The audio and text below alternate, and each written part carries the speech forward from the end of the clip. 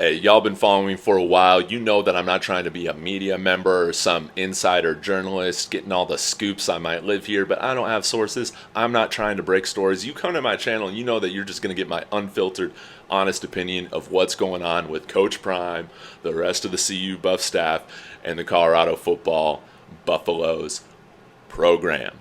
And that's what we're going to talk about today. Now, I'll start this off by saying like that out of all the guys to leave, I don't care. I don't care. They can all go out the window, but two of them make me do feel a little uncomfortable to some extent, and that's the two guys that Coach Prime brought in December initially. That cornerback from Jackson State, Beasley, the offensive lineman from Florida. I'm going to butcher his name. I apologize. Mugabriel, I believe is his name. Transferring out. You have probably close to 50 guys now transferring out. Unprecedented times, which is insane. But it's so funny to me that there's this narrative that Coach Prime is in over his head now. I feel like some people are treating him as if this is his first time on the job, which I think is so funny because I think a lot of these people, and again, this is just my theory, had no issue when the Golden State Warriors fired Mark Jackson and brought in somebody with no coaching experience at all in Steve Kerr that was implementing an extremely new and innovative, unprecedented offensive scheme. It seemed like nobody had an issue with that. There's some differences between Steve Kerr and Coach Prime, Deion Sanders. I'll let you to be the ones to distinguish what those differences are, but I just think that's quite funny. Let's think about this critically. If we're betting on somebody's success or a team's success, or we're trying to look at a stock and see if it's going to be successful, we're going to take a look at the people in the organization and look at their history, their track record. Coach Prime's track record is unlike anybody else's. Anything that this man sets his mind to, he accomplishes. You think that he just waltzed into a baseball contract as a college athlete? You think he just waltzed into being able to finesse playing two professional sports every year for the majority of his career? Something that we will never see again in my lifetime, I think. I don't think we'll ever see that again. You don't just get to becoming a Hall of Fame player by not putting in the work, by not having strategy, by not having methodologies and plans. You don't do what you did at Jackson State by just going through the motions or flying by the seat of your pants or being run by your emotions. No, you have a methodology. And we're kidding ourselves if Coach Prime is telling the majority of these players, 90% of these players, 95% of these players, you're not cut out for this team, you need to go. We're kidding ourselves if we think he's doing that without a plan or a guarantee that players are coming, that he hasn't already had those conversations. Now, I'll get into that in a second, but let me finish this first.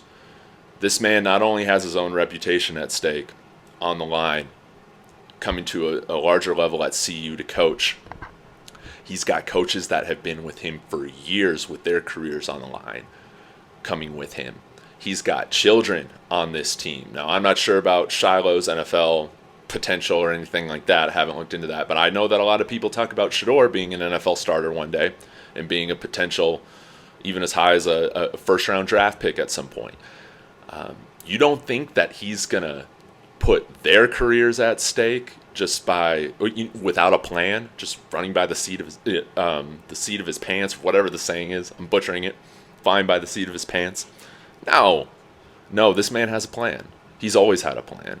This man's extremely methodical by how he plays the media, by how he speaks, by how he builds his teams and his coaching staff. He's built for college football. He's built to be a head coach. And you know that him and his staff have had these conversations with potential transfers entering the portal and coming out. You don't think that players' parents on other teams haven't been reaching out to him all semester long saying, I want my son to be there. Is there a spot for my son? We're kidding ourselves if we don't think that those back channel conversations, whether that's through parents, whether that's through high school coaches, whether that maybe through agents for some of them, we like to ignore the facts that like this stuff doesn't happen, right? We like to think that all these programs are clean, that like once SMU was busted in the 80s, that none of these top college football programs have been paying their players illegally for the last 40 years. We're kidding ourselves. If you want to be one of the major players in college football, you got to play the game. And it's great that with NIL, we can now be more upfront about the money. We no longer have to tell our athletes, hey, we need you to go into this online poker room that's already rigged in your favor so we can get you the money that we promised you. We no longer have to do any of that shady stuff, which is great.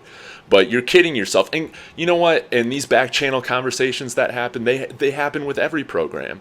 I mean, you even see like what happened with USC last year going after Jordan Addison. You know, we're kidding ourselves if we don't think every major university that's actually taking football seriously, that's trying to compete, isn't doing this.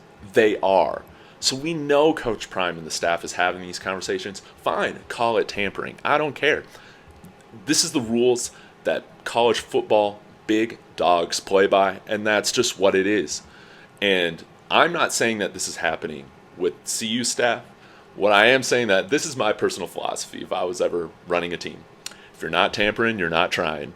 That's just me. If you're not going to have these conversations early, you're already late. I mean, you even see it in the NBA and the NFL as well. I mean, why do these contracts, once free agency opens, they automatically have deals that are being announced the minute free agency starts? You just think that happened randomly? No. Agents, back channels, they're having conversations with these teams, you know, for weeks sometimes leading up to the opening of these periods. And why wouldn't it be any different than it is for the transfer portal at the college football level? We're kidding ourselves. And maybe you have an issue with that. I know that I don't. Y'all might think that that's pathetic.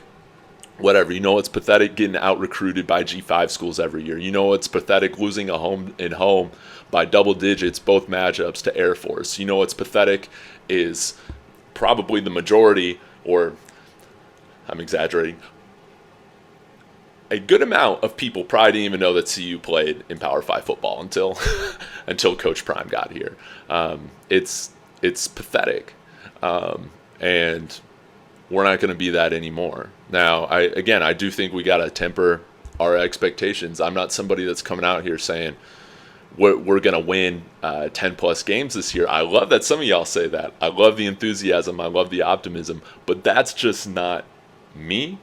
But there's a difference of maybe believing something that's going to happen, that's, you know, 5.5 games over, the over-under set by Vegas, and just believing that, like, Coach Prime is going to be able to fill out this roster. He's not going to roll out a CU Buffaloes team with 60 guys on the roster come September. I mean, we're just kidding ourselves. So let me know what you think in the comments. Thank you for sticking with me in this video.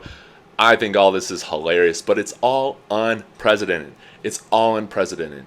And again, not everything has been perfect. There are some questions that I do have with a couple of these transfers leaving. I don't like, it just doesn't feel right bringing in some transfers in December, and already probably what my theory is they're saying, you know what, we got better guys, we got to leave. But college football's always been cutthroat for the teams that compete, and this is just how it's played. So let me know your thoughts in the comments. Hit that subscribe if you haven't, and Sco Buffs.